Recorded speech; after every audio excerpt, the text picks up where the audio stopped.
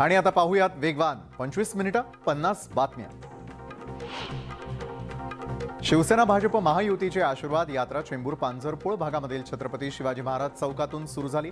या यात्रेमध्ये मुख्यमंत्री एकनाथ शिंदे, मंत्री दीपक केसरकर, खासदार राहुल शेवाळे आणि भाजपचे नेते प्रसाद लाड सहभागी झालेले होते।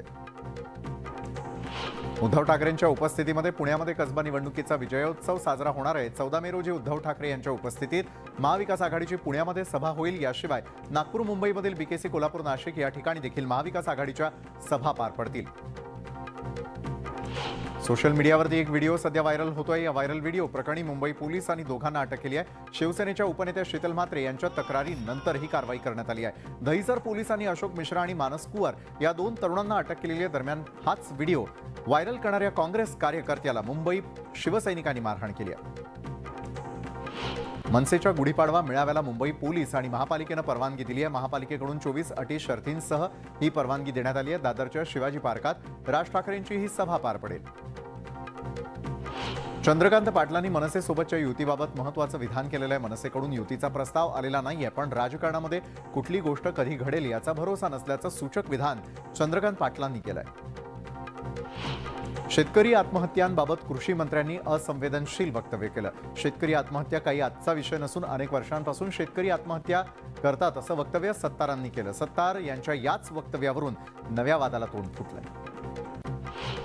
राज्य सरकार आणि कृषी मंत्री शेतकऱ्यांच्या प्रश्नी असंवेदनशील असल्याची टीका जयंत पाटील यांनी केली आहे। शेतकऱ्यांच्या आत्महत्या या नवीन नाहीयेत असं जर कृषी मंत्र्यांना वाटत असेल तर महाराष्ट्रातल्या शेतकऱ्यांच्या बाबतीत सरकार कशा पद्धतीने पाहतं हे पुन्हा एकदा समोर आल्याचं ते म्हणाले।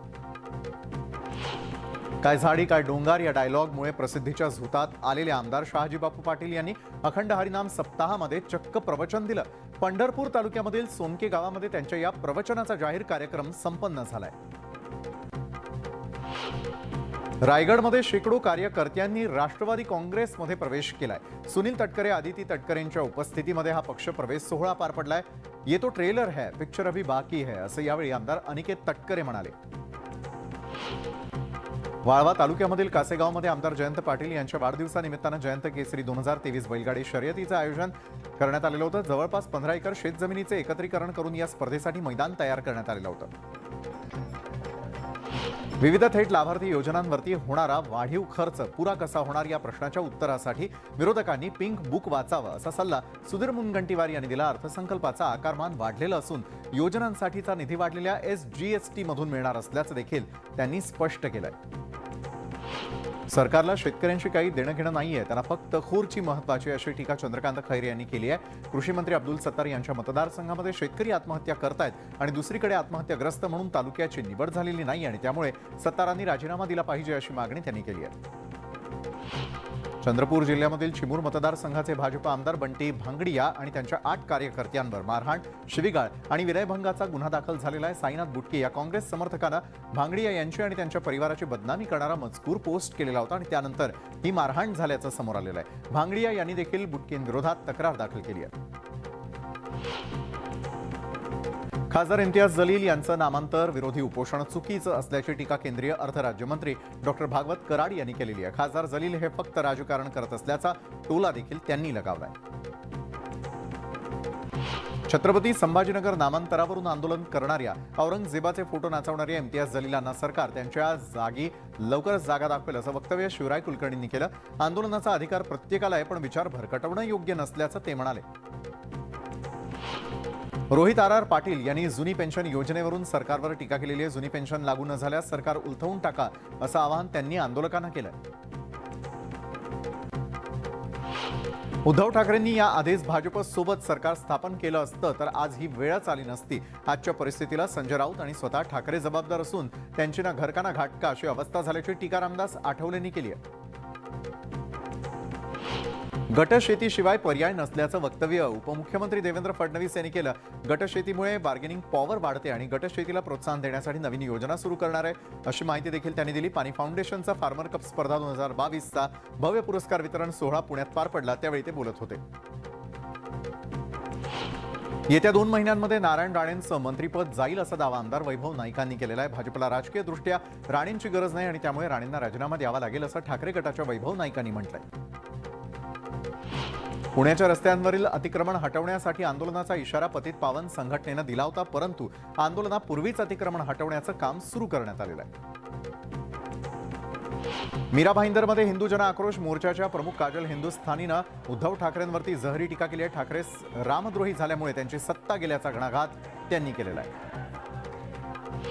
महापुराचं शहर असलेल्या बदलापुरामध्ये नाले अरुंद करण्याचा घाट घातला जातोय. नाल्यांमध्ये डेब्रिज टाकून जागेवर अतिक्रमण केलं जाते आणि त्याविरोधात महापालिकेनं गुन्हे दाखल करण्याचा इशारा दिलाय. वर्ध्यामध्ये राज्य आणि केंद्र सरकारच्या महागाईच्या धोरणाविरोधात काँग्रेसनं जोरदार निदर्शनं केली. महिला काँग्रेसच्या कार्यकर्त्यांनी एकत्रित येत सरकारचा निषेध केला. डाळीचे दर नियंत्रणामध्ये ठेवण्यासाठी तूरडाळ आयातीचा निर्णय घेतल्यानंतर तुरीच्या दरामध्ये घसरण सुरू झाली. वाशिमच्या रिसोड, कारंजा, मंगरुळपीर आणि वाशिम या 4 मुख्य बाजार समित्यांमध्ये आठवड्याभरापूर्वी 8,500 रुपये प्रति क्विंटलवर पोहोचलेले तुरीचे दर आता 500 ते 700 रुपये घसरून आता 7,800 ते 8,000 रुपये प्रति क्विंटल पर्यंत खाली आलेले. त्यामुळे शेतकऱ्यांमध्ये निराशेचं वातावरण असून हा निर्णय रद्द करण्याची मागणी देखील होती. सोलापुरात सकाळी 7 ते रात्री 9 वाजेपर्यंत अवजड वाहनांना बंदी घालण्याचा निर्णय घेण्यात आलेला आहे. त्यात अत्यावश्यक सेवांना सूट असल्याची माहिती पोलीस आयुक्त राजेंद्र माने यांनी दिली आहे. वाशिमच्या घोटा जिल्हा परिषद शाळेच्या वर्गखोल्यांसह स्वच्छतागृहाची दुरवस्था झालेली आहे. त्यामुळे विद्यार्थ्यांना बाहेर उघड्यावरती शौचाला जाण्याची वेळ आलेली आहे. तर पडक्या खोल्यांमध्ये शिक्षण घ्यावं लागतंय. प्रशासनाच्या हलगर्जीपणाचा फटका विद्यार्थ्यांना बसत असल्यानं संताप व्यक्त करण्यात येतोय. दापोली सायकलिंग क्लबतर्फे रणरागिणींच्या सायकल फेरीचं आयोजन करण्यात आलेलं होतं. यात स्त्री शक्तीचा सन्मान, महिला सबलीकरणाविषयी जनजागृती करण्यात आली आहे. युवा चित्रकार गौरव भाटकर यांचं आभास श्री सिद्धिविनायकाचं हे आगळंवेगळं प्रदर्शन वांद्रे रेक्लेमेशनच्या आर्ट सोसायटीत भरवण्यात आलेलं आहे. 10 ते 16 मार्च पर्यंत हे प्रदर्शन विनामूल्य पाहता येणार आहे. रंगपंचमीच्या निमित्तानं हजारो भाविकांनी पंढरपूरच्या विठ्ठलासोबत रंगपंचमी साजरी केली. देवाच्या अंगावरती पारंपरिक रंग टाकून देवाच्या रंगपंचमीला सुरुवात झाली आणि यानंतर देवाच्या डफाची संत नामदेव पायरी इथे पूजा करून वाजत गाजत प्रदक्षिणा काढण्यात आली. रत्नागिरी जिल्ह्यामधील दाभोळ गावात रंगपंचमी उत्साहात साजरी झालेली आहे. रंगपंचमी निमित्त गावातून साई पालखी, देवी चंडिका पालखी पंढरपूर वारीच्या रूपानं विविध देखावे पाहायला मिळाले. यावेळी दाभोळ गावचे रस्ते गुलाबी रंगात रंगलेले पाहायला मिळाले. भुसावळ शहराचं ग्रामदैवत असलेल्या मरीमाता देवी उत्सवाच्या निमित्त शेकडो वर्षांची परंपरा असलेल्या 12 गाड्या ओढण्यात आल्या. आमदार संजय सावकारे यांच्या हस्ते विधिवत पूजा झाल्यानंतर गंगाराम प्लॉटमधून या गाड्या मंदिरापर्यंत ओढण्यात आल्या. यावेळी देवी नामाचा जयघोषही करण्यात आला होता. साईबाबांची शिर्डी आज रंगपंचमी निमित्तानं सप्तरंगांनी न्हावून निघालेली आहे. रंगपंचमी साजरी करण्यासाठी भाविक शिर्डीत दाखल झाले. याशिवाय साईबाबांच्या रथाची मिरवणूकही काढण्यात आलेली होती. साईबाबांच्या रथासमोर भाविकांनी रंगांची मुक्त उधळण केलेली आहे. संत तुकाराम महाराज आणि संत भागीरथी माता यांच्या भेटीचा पंचमीचा दिवस आहे आणि या निमित्तानं येलवाडीच्या मंदिरामध्ये भजन कीर्तन करत शेवईच्या महाप्रसाद करण्यात आला होता. याशिवाय परंपरेनुसार भागीरथी मातेला साडीचोळीचा मानही देण्यात आला.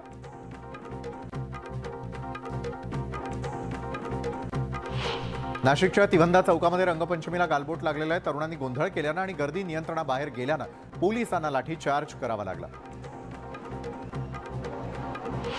रंगपंचमीच्या दिवशी रत्नागिरीचं ग्रामदैवत श्री देव भैरीबुवाच्या पालखीला गारणं घालून परंपरेनुसार पोलिसांकडून सलामी देण्यात आली आणि त्यानंतर ढोल ताशांच्या गजरात पालखीची नगर प्रदक्षिणा सुरू झाली. रात्री 12 वाजेपर्यंत पालखीसोबत रंगपंचमी खेळली जाणार आहे. कोल्हापुरात मोठ्या जल्लोषामध्ये रंगपंचमी साजरी करण्यात येते. खास महिलांसाठी रंगपंचमी निमित्तानं शारंग कार्यक्रमाचं आयोजन करण्यात आलेलं आहे आणि यामध्ये महिलांनी मनसोक्त रंगपंचमी खेळण्याचा आनंद देखील लुटला. यावेळी डीजेच्या तालावरती थिरकणाऱ्या महिलांसह आमदार ऋतुराज पाटील यांनी देखील ठेका धरला. सिंधुदुर्गामधल्या साटेली गावामध्ये शांतादुर्गा देवस्थानचा घोडे मोडणी उत्सव उत्साहात संपन्न झाला. ढोल ताशांच्या ठेक्यावरती घोडेस्वारांनी ताल धरला. या उत्सवाला भाविकांनी देखील गर्दी केलेली होती. धाराशिवमधील तुळजाभवानी मातेच्या मंदिरामध्ये रंगपंचमीचा सण मोठ्या उत्साहात साजरा करण्यात आलेला आहे. यावेळी तुळजाभवानी देवीला रंग लावून भाताचा नैवेद्य अर्पण करण्यात आलेला होता आणि त्यानंतर मंदिराच्या गाभाऱ्यात नैसर्गिक रंगांची उधळणही करण्यात आली. गोंदियामधील जिल्हा परिषद शाळेमध्ये विद्यार्थिनींना वर्गातच शिक्षकांकडून अश्लील चित्रफित दाखवल्याचा प्रकार उघड झालाय. या प्रकरणी 8 विद्यार्थिनींच्या पालकांनी तक्रार केल्यानंतर नराधम शिक्षकाला अटक करण्यात आलेली आहे.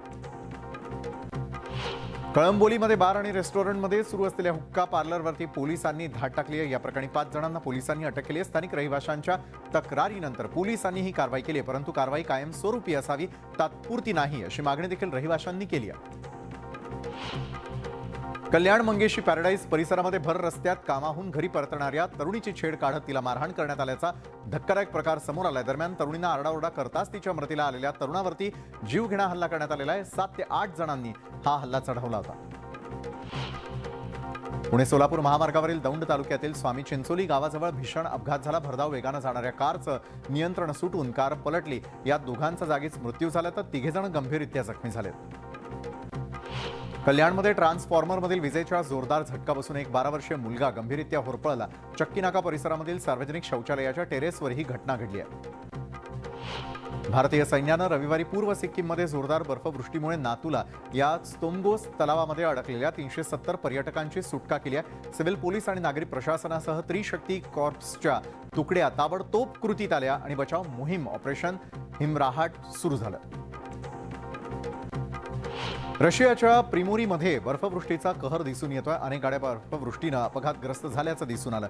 खराब वातावरणानं शहरामध्ये अनेक मोठ्या गाड्यांवरती बंदी घालण्यात आलेली आहे। पेरूमध्ये आलेल्या वादळानं मोठं नुकसान झालेलं आहे। तुंबिस शहरामध्ये सर्वाधिक नुकसान झालेलं असून रहिवासी विभागामध्ये पाणी शिरलेलं प्रशासनाकडून अलर्ट जारी करण्यात आलेला आहे।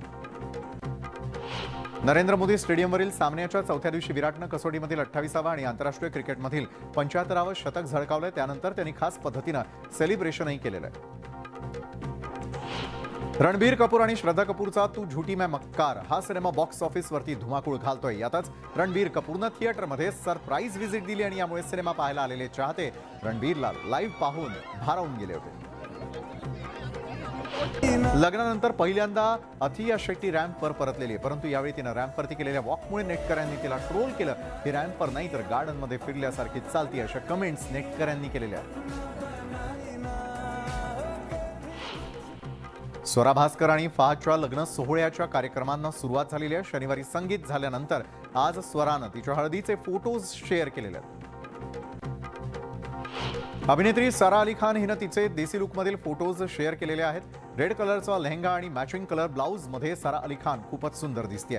साराचे हे फोटोज चाहत्यांना खूपच आवडले।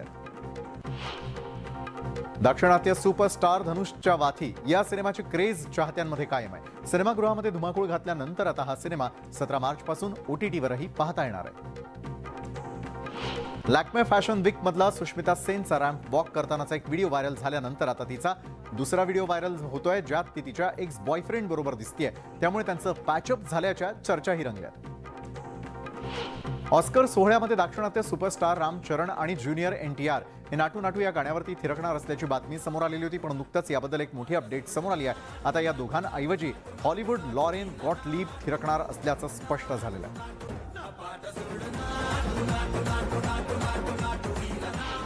अभिनेत्री मलाइका अरोरानंही लॅक्मे फॅशन वीकमध्ये रॅम्पवरती तिचा जलवा दाखवलेला आहे। यावेळी मलाइकानं लाल रंगाचा ड्रेस परिधान केलेला होता, यात तिचं सौंदर्य अधिक खुलून दिसत होतं।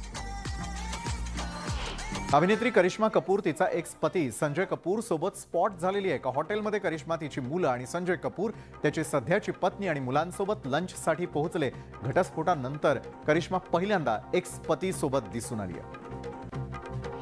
साऊथ आफ्रिकेचा सुप्रसिद्ध रॅपर कोस्टा टीचचं निधन झालेलं आहे। तो 27 वर्षांचा होता। 11 मार्चला जोहान्सबर्ग इथे अल्ट्रा म्युझिक फेस्टिवलमध्ये परफॉर्म करत असतानाच तो स्टेजवर कोसळला आणि त्याचा मृत्यू झालेला आहे। या दरम्यानचा एक व्हिडिओ देखील सध्या सोशल मीडियावरती व्हायरल होतोय। तर उर्वरित घडामोडी आपण जाणून घेणार आहोत एका वेगवान ब्रेक नंतर।